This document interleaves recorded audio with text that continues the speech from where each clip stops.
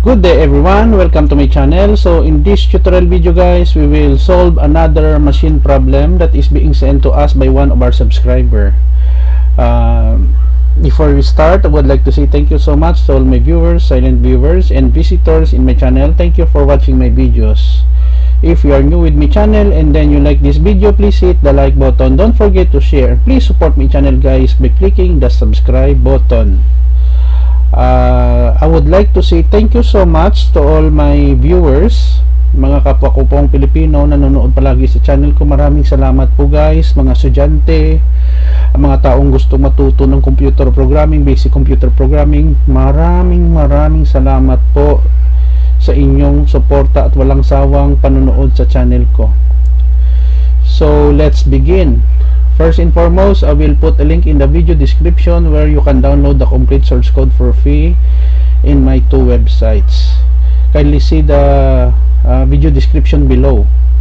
Okay, one of my subscribers sent me this question, or machine problem. Write a C# program that will input your grades in different subjects last year and display the average grade, highest grade, and lowest grade. So we have here sample output.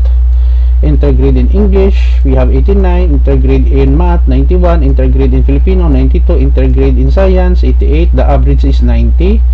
The lowest grade out of 4 subjects is 88, the highest is 92. Okay, so let us go with the code, no? So the code is quite long, 69 lines of code. So we have here the comment, using namespace comment average.cs, author yours truly Jake Rodriguez, Pomperada, MIT, C#. The date when I wrote this code, September 27, 2022, Tuesday, 3:58 p.m. And then my website, Pomperada.com, and the other one, if you want to visit, is jakerpomperada.blogspot.com. Okay, so my email is jakerpomperada@gmail.com. You can send me an email.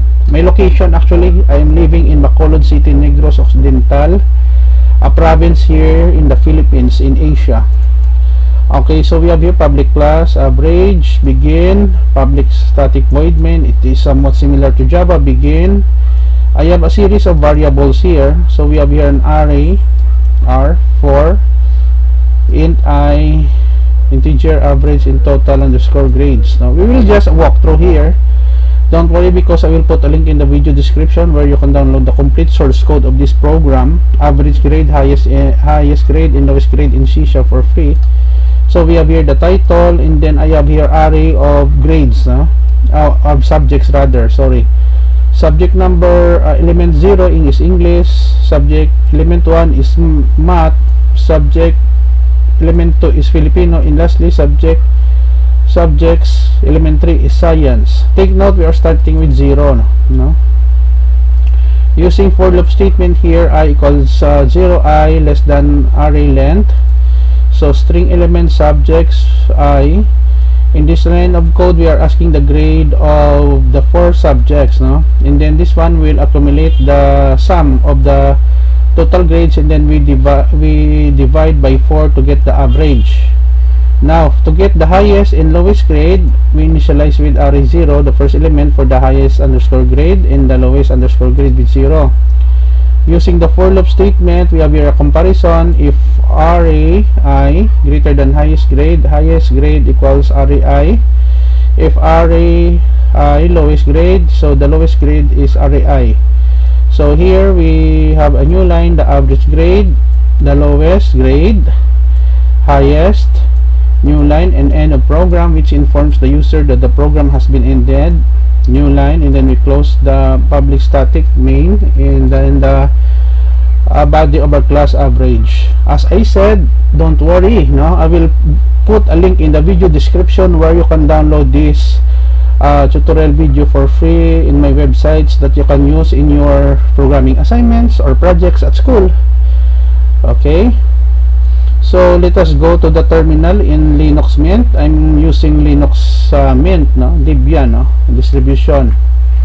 So let us compile first mscs average.cs, but this code will work in Visual Studio in Windows. To run mono average.xc,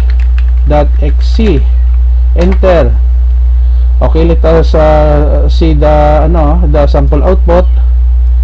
So the first grade is 89, the second grade is 91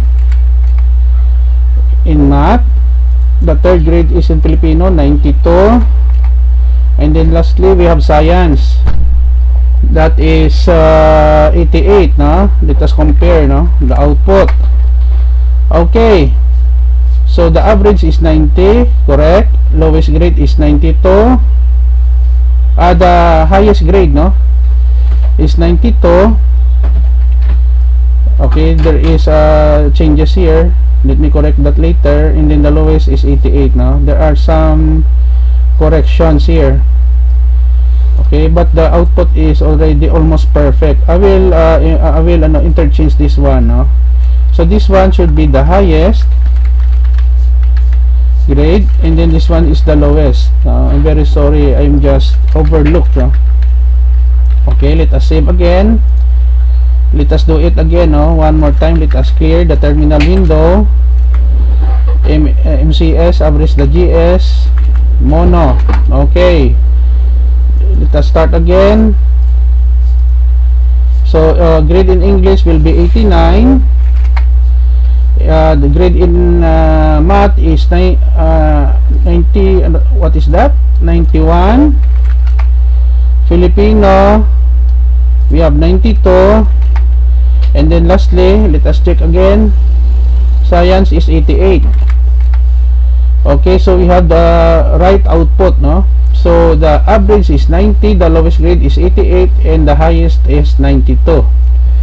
Okay, so that's it. Now we're able to solve one of the machine problem that is being sent to us by one of our subscriber in my YouTube channel. If you have some problems that is not too complicated, send me the sample problem.